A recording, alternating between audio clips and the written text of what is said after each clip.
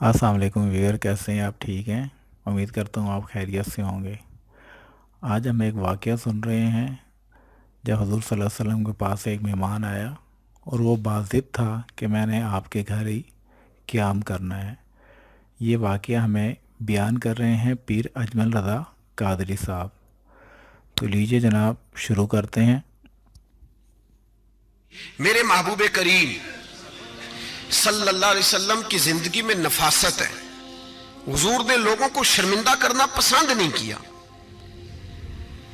ایک شخص حضور کے گھر میں مہمان آیا رات کے وقت میں، اس نے کہا میں نبی پاک صلی اللہ علیہ وسلم کے، آپ نے سنا ہوا ہے کہ اتنا زیادہ گھر کے اندر گنجائش نہیں تھی رہنے کی۔ حضور کئی دفعہ مسجد میں ٹھہراتے تھے یا مہمانوں کو صحابہ میں بانٹ دیتے تھے۔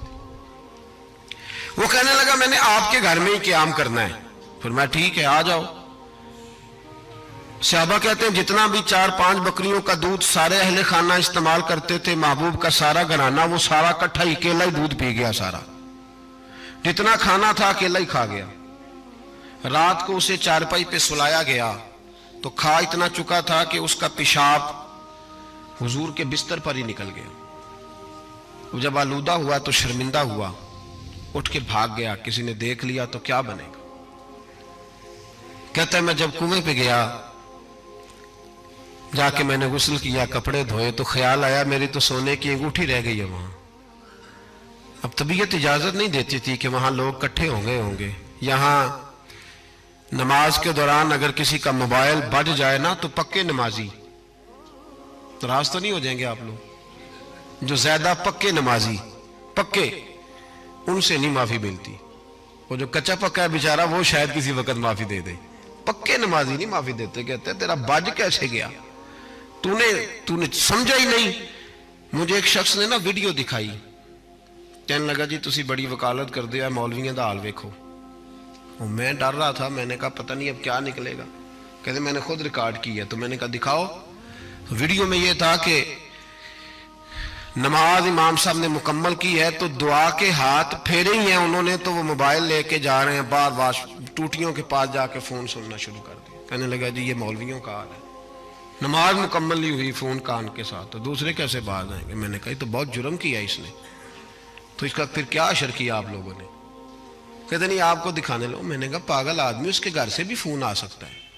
کہنے لگا نہیں گھر تو مسجد میں ہی ہے، وہاں سے کیسے فون آئے گا؟ تو میں نے کہا اصل میں تجھے پتہ نہیں، ہو سکتا ہے اس کی بہن نے فون کیا ہو کہ خامن نے 2 تھپڑ مار کے باہر نکال دیا ہے، تو وہ ایسا وقت ہوتا ہے جب کھڑا نہیں ہوا جاتا، بات سننی پڑتی۔ یار معافی نہیں دیتے، ایک ایک جملے پر، ایک ایک حرف پر لوگ اعتراض کریں گے، ایک ایک حرف پر کوئی گنجائش ہی نہیں۔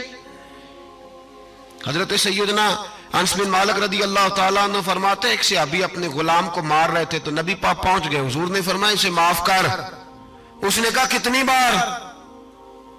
ایک جملہ نبی پاک نے کہا تو حضرت انس کہتے ہیں میرے وجود کے رونگٹے کھڑے ہو گئے، اسے معافی دے دے۔ حضور کتنی بار؟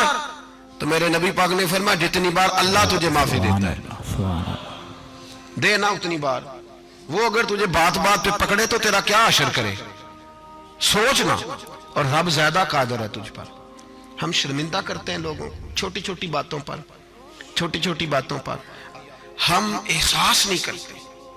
احساس کی دولت حسن ہے زندگی میں، اور میرے رسول کا کمال یہ ہے کہ دنیا میں آج جتنا بھی احساس ہے یہ سارا میرے نبی کا دیا ہوا ہے۔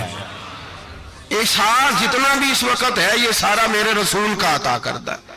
اب میرے اعلیٰ حضرت فرماتے ہیں لوگ دنیا میں گزرتے ہیں نا، لوگ گزرتے ہیں تو وہ جدھر جدھر سے گزرتے ہیں نا وہ بستیاں اجاڑتے جاتے۔ بادشاہ عرب کے بستیاں اجاڑتے تھے۔ اعلیٰ حضرت فرماتے ہیں ان کی مہک نے دل کے غنچے کھلا دیے، وہ جو جس راہ چل دیے ہیں کوچے بسا دیے ہیں، بس جب آ گئی ہیں جوش رحمت پہ ان کی نظریں جلتے بجھا دیے ہیں، روتے ہنسا دیے۔ یہ کمال تھا میرے رسول پاک صلی اللہ علیہ۔ وہ شخص کہتا ہے میں انگوٹھی سونے کی رہ گئی تو دل میں خیال یہ تھا کہ واپس جاؤں گا تو وہاں تو حالات ہی بڑے گڑبڑ ہوں گے، لوگ اکٹھے ہوں گے، شرمندگی ہوگی، میں پیشاب کر رہا ہوں بستر پہ، حال بڑا سخت ہوگا، اتنے لوگوں کا سامنا کیسے کروں گا؟ لیکن مجبوری تھی، अंगूठी सोने की थी, बड़ी कीमती थी। कहते उस अंगूठी की मजबूरी ने मुझे शर्मिंदगी का सामना करने पे मजबूर किया, और जब मैं आके हुजूर के कमरे के बाहर खड़ा हुआ तो वहां तो कोई भी नहीं था। अल्लाह के रसूल ने बाल्टी में पानी रखा हुआ था और मेरे पेशाब पर पानी बहा रहे थे। खुद रसूल पाक फरमाते हैं हुजूर पानी बहा रहे थे, और जब मेरी तरफ देखा तो महबूब ने मुस्कुरा के फरमाया गुस्ल कर लिया आपने? आपको तकलीफ हुई, जब इंसान का मैदा कमजोर हो तो ऐसी चीजें हो जाती हैं। फिक्र ना करें, बैठे मैं नाश्ता लाता हूं। कहते हैं हुजूर के जुमले थे कि तूफान था। वो हुजूर की गुफ्तगू थी कि मेरे अंदर की हर चीज बुझाती जा रही थी। तेरी पहली नजर का वार तौबा, दिल अब तक दुआएं दे रहा है। फरमाते हैं वो जुमले थे कि सख्ता कर गए, तज़किया कर गए, तस्फिया बातन कर गए। महबूब ये कह के गुजरने लगे तो मैंने बाजू थाम लिया। मैंने कहा महबूबा, मैं ज्यादा पढ़ा लिखा तो नहीं, सियाना तो नहीं, ज्यादा खाने वाला मोटा ताजा आदमी हूं। हुजूर मैं कोई एनालिसिस नहीं कर सकता, तज्जिया निगार नहीं, बारीक नहीं, पर मेरा मोटा दिमाग भी मान गया है कि आप वाकई अल्लाह के सच्चे रसूल हैं। मेरा मोटा दिमाग भी मान गया है कि आप वाकई अल्लाह के। वो घर गया और कबीले के एक बंदे के पास गया। हजरत अनस बिन मालिक कहते हैं जब वापस आया तो 500 आदमी साथ था।